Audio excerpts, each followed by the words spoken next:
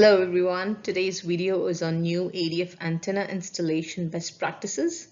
I'm Rosemary Sosai, Avionics and Service Engineer at Honeywell. In this image you will see a new ADF antenna.